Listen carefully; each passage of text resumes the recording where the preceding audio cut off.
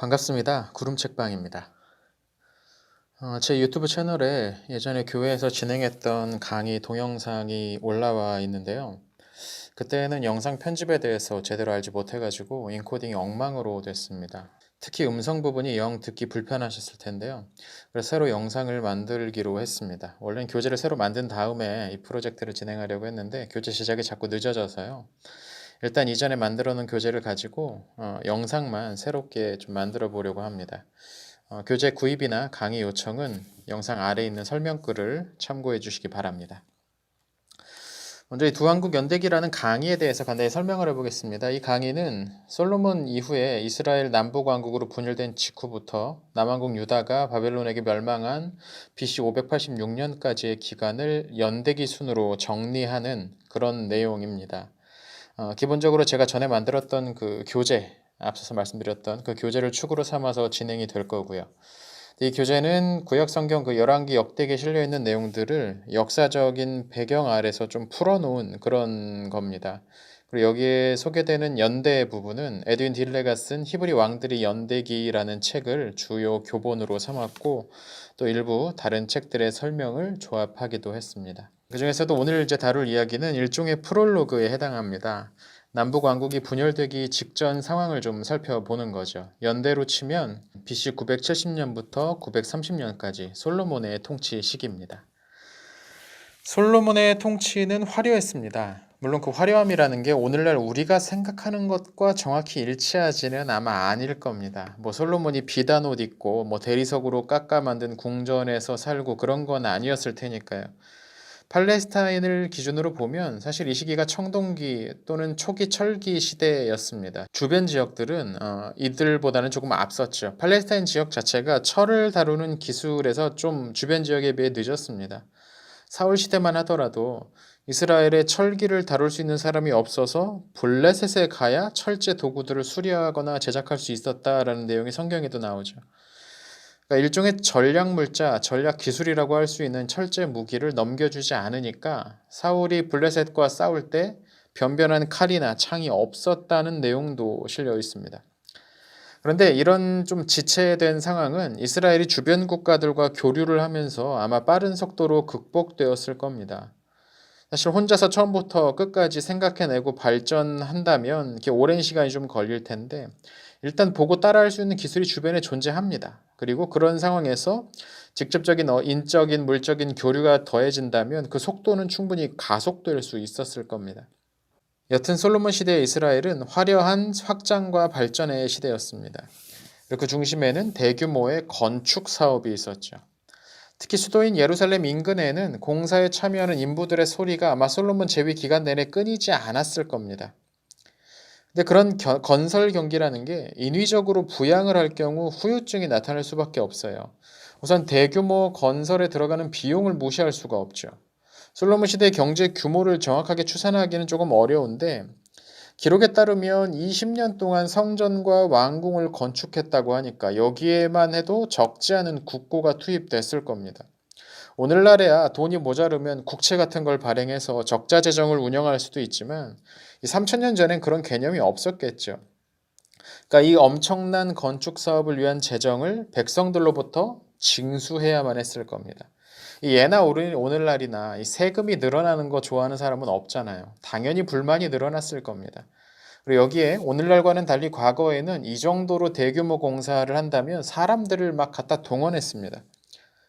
그러니까 세금은 세금대로 내고 공사한다고 사람들까지 불러다 일을 시키니까 민심이 나빠질 수밖에 없죠. 여기에 또 한 가지 위험 요소가 있었는데요. 그 건축 사업의 중심이었던 두 개의 건축물, 그러니까 왕궁과 성전이 모두 예루살렘에 지어졌다는 점입니다. 이게 무슨 말이냐면 거기에 동원된 재정은 이스라엘 전역에서 끌어모았는데 그것이 만들어진 곳은 예루살렘 그리고 유다 지파 영역이었다는 거예요. 부의 집중이 이루어지는 거죠. 내가 낸 돈하고 내가 뿌린 땀이 나를 위해서 내 지역, 내 가족을 위해서 사용되는 게 아니라 다른 사람들을 위해 쌓이고 있다는 걸 깨달은 사람들의 이 불만, 이건 아마 심상치 않았을 겁니다. 그런데 여기에 솔로몬이 유다 지역에는 세금을 면제해주는 특혜까지 부여합니다. 그러니까 사실 다윗 왕조 자체가 원래 유다 지파에 기반을 두고 있던 지역 정권이 사울이 몰락하면서 나머지 지파들로 그 영향력이 확대된 그런 성격을 지니고 있습니다.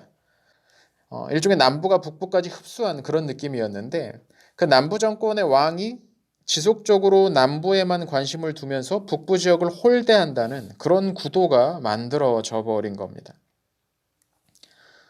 하지만 불만이라는 게 쌓인다고 해서 바로바로 폭발하지는 않습니다. 일단 솔로몬은 대단한 수완가였습니다. 다윗 시대만 하더라도 이스라엘은 그냥 지파들의 연맹 정도였습니다. 근데 그런 이스라엘을 군대를 만들고 행정 조직을 만들어서 통제하는데 일정 부분 성공했던 사람이 솔로몬입니다. 물론 언제까지나 그렇게 고삐를 틀어줄 수만은 없죠. 실제로 솔로몬 통치 후반기로 가면서 이 통제력이 좀 흐트러지기 시작을 합니다. 아마 일종의 레임덕이라고도 할 수 있는데요. 그리고 이때 나타난 젊은 지도자가 한 명 있었으니 바로 여로보암입니다. 여로보암은 이스라엘 가운데 에브라임 지파 출신이었습니다. 에브라임 지파는 투쟁심 강하기로 아주 유명한 지파죠. 출애굽 직후부터 사사 시대를 거쳐 이제 왕정 시대에 이르기까지 다른 지파들에 비해서 우위에 서기 위해 힘을 많이 써왔습니다. 여호수아가 이 에브라임 지파 출신이에요. 그리고 분배받은 땅도 딱 가나안 중심부였죠. 그러니까 확실히 지도력을 주장하기에 유리한 부분이 있었던 겁니다. 그런 에브라임 지파에서 내세운 인물이 여로보암이었습니다. 전도 유명한 젊은이였을 게 분명합니다. 사실 나이가 정확히 나와 있지는 않은데 솔로몬이 여로보암을 처음 발탁하는 장면을 보면 히브리어로 나르라는 단어가 보입니다. 개역 성경에는 청년으로 번역되어 있는데 이 나르란 단어가 소년에서 청년 정도의 나이대를 가리키는 단어입니다. 그러니까 아마 이 젊은이라고 보는 것이 적절할 겁니다. 솔로몬은 이 여로보암을 요셉 지파의 공사를 감독하는 자리, 공사 감독관으로 임명합니다. 여기서 요셉 지파는 므낫세 지파와 에브라임 지파를 가리키는데 이 두 지파의 조상이 요셉의 아들들이었어요. 두 아들. 그래서 이 두 지파를 합쳐서 요셉 지파라고 부르는 거죠. 근데 므낫세 지파는 둘로 나누어서 절반은 요단강 동편에, 절반은 서편의 자리를 잡았습니다. 그러니까 아마도 요단 서편의 두 지파를 감독하는 그런 위치에 있었던 것 같습니다. 솔로몬이 임명하긴 했지만 아무나 임명하진 않았겠죠. 나름 인정을 받는, 그리고 아마도 추천될 수 있는 그런 사람이었을 겁니다. 열왕기상 11장 28절을 보면 솔로몬이 여로보암의 부지런함을 보고 그를 이 자리에 임명했다라고 말하는데 그 이전에도 왕이 명령했던 어떤 임무들을 잘 수행했거나 아니면 그 지파 가운데서 추천되었던 신임을 받고 있던 그런 사람이었다는 설명인 것 같아요. 그런데 시간이 지나면서 처음엔 자기를 잘 도와줄 것만 같았던 이 젊은이가 생각보다 빨리 두각을 나타내기 시작합니다. 어떻게 여로보암이 이렇게 빨리 성장했는지 성경에서는 언급하지 않고 있는데 어쩌면 이 에브라임이라는 시족에 후원이 있었을지도 모르겠습니다. 솔로몬은 여로보암이 점점 자신의 자리를 위협할지도 모른다는 위기의식을 갖게 됩니다. 사실 솔로몬은 정적들을 가차없이 제거하기로 유명한 인물이었거든요. 즉위 초에 제거된 주요 정적들만 하더라도 형제였던 아도니아가 있고 또 군 최고 지휘관이었던 요압이 있고 그리고 대제사장이었던 아비아달까지 적지가 않습니다. 그러니까 거의 뭐 헤드급에 있었던 사람들도 자기의 그 정권에 방해가 될 것 같다라는 생각이 들면 가차없이 제거해버리는 게 솔로몬입니다. 그러니까 이 여로보암이 지나치게 빨리 두각을 보이니까 이번에도 그런 식으로 제거하려고 했던 것 같습니다. 뭐 이후에 얼마든지 만들 수 있으니까요. 근데 여로보암이 이것을 미리 알고 피해버립니다. 어쩌면 솔로몬 왕국 안에도 협조자가 있었을지도 모르겠습니다. 또 에브라임 지파 그렇게 만만한 지파도 아니었으니까 솔로몬이 여로보암을 위협적인 인물로 여기고 있다라는 것을 알게 되면서 바로 아마 그를 피신시키기로 했던 것 같습니다. 그래서 여로보암은 무사히 이집트로 일종의 정치 망명을 떠납니다. 이 당시 이집트는 제21왕조 후기였습니다. 이집트에 워낙에 왕조들이 자주 교체되어가지고 우리처럼 뭐 고려니 조선이니 하는 국명으로 구분하는 게 아니고 그냥 숫자로 구분합니다. 1왕조, 2왕조, 3왕조, 15왕조, 20왕조 그런 식으로. 근데 크게 그래도 시대를 나누면 크게 고왕국 시대, 중왕국 시대, 신왕국 시대 그리고 말기 왕조로 나눕니다. 그리고 그 사이사이에는 중간기라고 불리는 시대가 더해지는 거죠. 그러니까 고왕국과 중왕국 사이에는 제1중간기, 중왕국과 신왕국 사이에는 제2중간기 하는 식으로 부르는 겁니다. 근데 21왕조는 제3중간기의 첫 번째 왕조였습니다. 그러니까 신왕국이 끝나고 말기 왕조 시대가 시작하기 전 그 사이였던 거죠. 근데 이 왕조가 다스리던 시기를 중간기라고 부르는 이유는 그만큼 혼란스러웠다는 거예요. 이 시기의 권력은 테베를 중심으로 한 아문 신전의 대사제들의 손에 들어가 버렸습니다. 이 테베는 남부의 상 이집트의 주요 도시죠.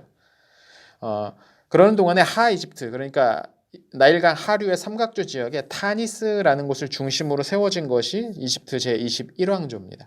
아마 이 21왕조의 여섯 번째 파라오였던 시아문이라는 인물이 솔로몬과 정략 결혼을 추진했던 그런 인물이었던 것 같습니다.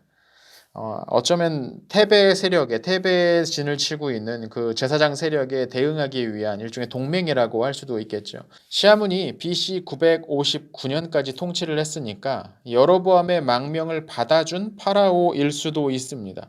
어떻게 솔로몬과 동맹 맺고 그 정적인 여로보암까지 받아주느냐 하는 생각이 드실 수도 있는데 원래 국제 외교 관계라는 게 실리가 제일 중요합니다. 그리고 이걸 위해서는 손에 들고 있는 카드가 많으면 많을수록 좋죠.